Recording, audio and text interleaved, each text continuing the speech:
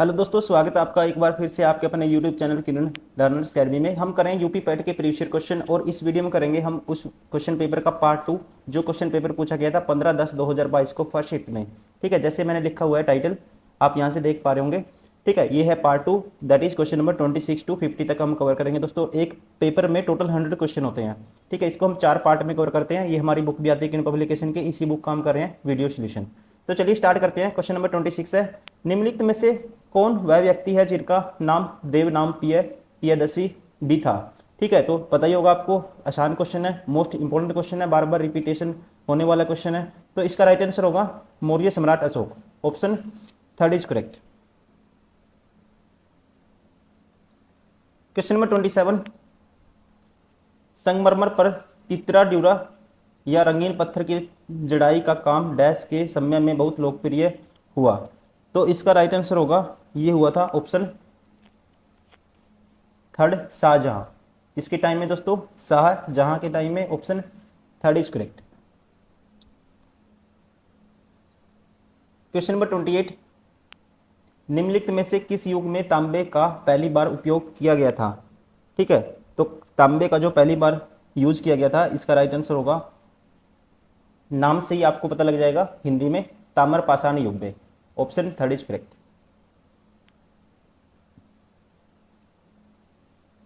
Question number 29, निम्नलिखित में से किस स्थान पर प्रथम बौद्ध संगीति का आयोजन किया गया था।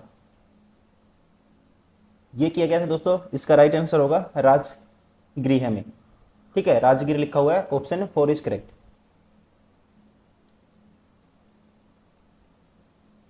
क्वेश्चन नंबर 30, दांडी नामक नमक यात्रा के दौरान निम्नलिखित में से किस सामाजिक कार्यकर्ता ने गांधी जी को आंदोलनों का केवल पुरुषों तक सीमित न रखने के लिए राजी किया था।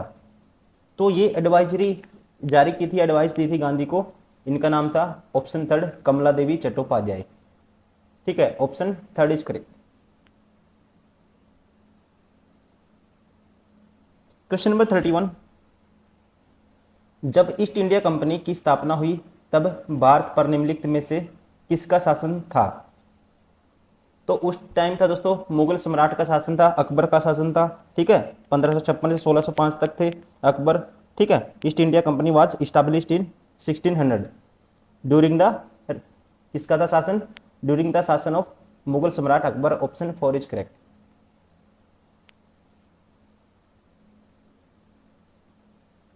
क्वेश्चन नंबर 32, भूदान ग्रामदान आंदोलन निम्नलिखित में से किसके द्वारा शुरू किया गया था। ठीक है, तो इसका जो राइट आंसर होगा, यह शुरू किया गया था विनोबा भावे के द्वारा। क्वेश्चन नंबर 33, प्रसिद्ध युद्ध का नारा चलो दिल्ली किसने दिया था। दिल्ली चलो का नारा किसने दिया था, यह आपको बताना है। तो दोस्तों ये मोस्ट फेमस क्वेश्चन है। ठीक है, ये दिया था नेताजी सुभाष चंद्र बोस ने। Option third is correct.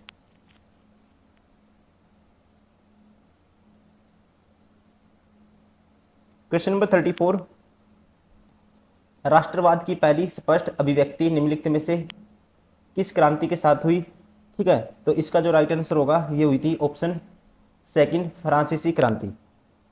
ठीक है, क्या आएगा? The French revolution. Option second is correct.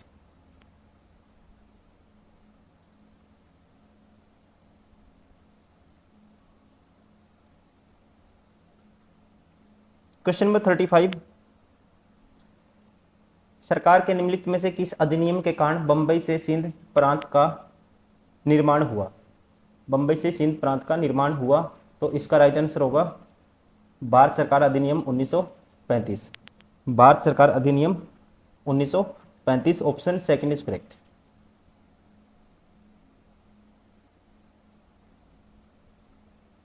Question number 36, भारतीय मानक समय ग्रीनविच समय माध्य समय से डैश आगे है। तो ये आगे है दोस्तों, कितना पता ही होगा आपको, 5.5 घंटे। कितना आगे है?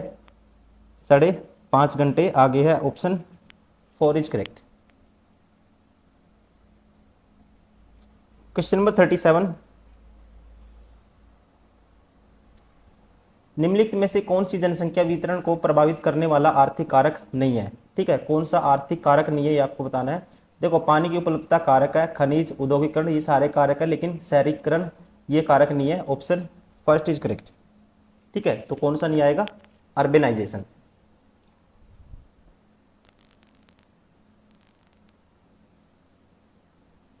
क्वेश्चन नंबर 38, विश्व की सबसे ऊंची चोटी माउंट एवरेस्ट डैश के बीच स्थित है दोस्तों, माउंट एवरेस्ट है, ठीक है। इसका राइट आंसर होगा नेपाल और तिब्बत के बीच। किसके बीच, नेपाल और तिब्बत के बीच, option 4 is correct.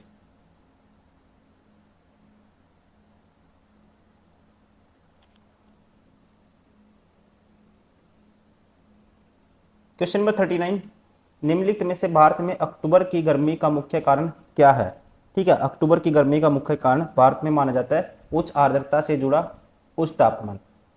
Option 3 is correct, high temperature associated with high humidity.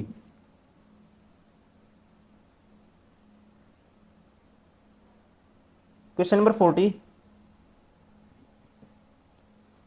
किसी भी विकासशील अर्थव्यवस्था के प्रारंभिक चरणों में अधिकांश गतिविधियां डैश क्षेत्र से संबंधित होती है दोस्तों, ठीक है। आसान क्वेश्चन है, ये होती है प्राइमरी क्षेत्र से, ठीक है। किससे, प्राइमरी, प्राथमिक या प्राइमरी सेक्टर से, option 3 is correct. Question number 41,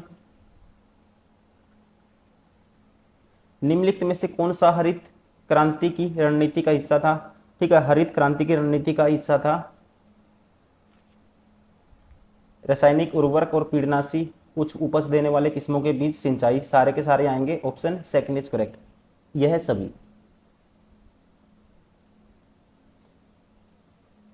question number 42, निम्नलिखित में से किस नदी को बिहार का शोक कहा जाता है दोस्तों, आसान क्वेश्चन है, ठीक है। बिहार का शोक कहा जाता है कोसी नदी को, ऑप्शन बिहार का साफ या बिहार का शोक कोसी नदी को, ऑप्शन 2 इज करेक्ट।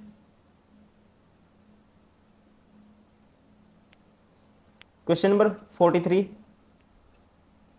भारत की पंचवर्षीय योजनाओं को अंतिम स्वीकृति निम्नलिखित में से किसके द्वारा दी गई थी,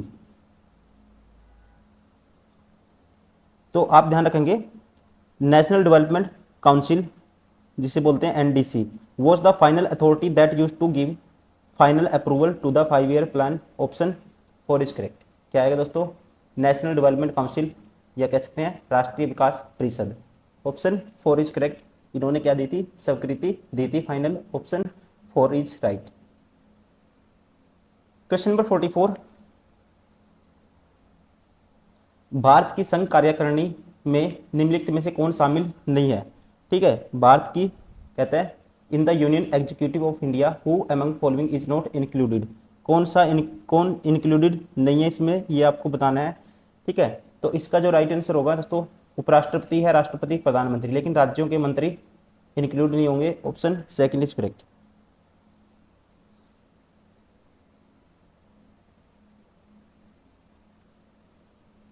क्वेश्चन नंबर 45, निम्नलिखित में से कौन सा एक वाणिज्यिक बैंक नहीं है, which of the following not a commercial bank, कौन सा इनमें से कमर्शियल बैंक नहीं है, ठीक है। HSBC, state bank of India, ICICI bank, सारे कमर्शियल है, लेकिन सिडबी क्या है, कमर्शियल नहीं है, ठीक है। SIDBI is one of the 4 all India financial institutions, ठीक है। इसका रोल है जो फाइनेंशियल मार्केट में है, ठीक है, तो ये कमर्शियल में नहीं आता, ऑप्शन 4 2 इज करेक्ट।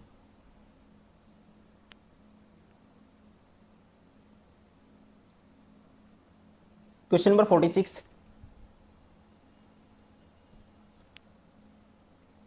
निम्नलिखित में से कौन सा सार्वजनिक क्षेत्र उपक्रम संसद के तहत एक विशेष कानून पारित करके स्थापित किया गया था, ठीक है। तो ये है ऑप्शन 3 दोस्तों, स्टैच्यूटरी कॉरपोरेशन, वैधानिक निगम।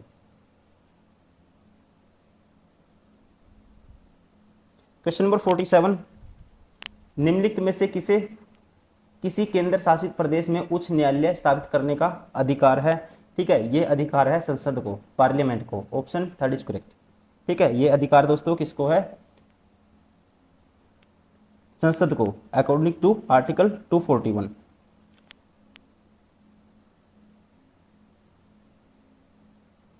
क्वेश्चन नंबर 48, निम्नलिखित में से कौन सा अनुच्छेद भारतीय संविधान में सर्वोच्च न्यायालय की स्थापना के गठन के बारे में है, ठीक है। सर्वोच्च न्यायालय की स्थापना के गठन के बारे में है आर्टिकल 124 आर्टिकल अनुच्छेद 124। ठीक है, तो इसका जो राइट आंसर होगा option second. Question number 49, dash के पास मौलिक अधिकार लागू करने की शक्ति है दोस्तों। ठीक है, पता ही होगा आपको, ये होती है किसके पास, तो ये इसमें जो राइट हो सकता है किसके पास, सर्वोच्च न्यायालय और उच्च न्यायालयों के पास। ठीक है, according to the Supreme Court of under article 32 and high courts under article 226 of the constitution can issue rights for the protection of fundamental rights. ठीक है, तो ये बात दोस्तों कही गई है, इसका राइट आंसर होगा option first is correct, the Supreme Court of high courts, the Supreme court and high courts, option first is correct.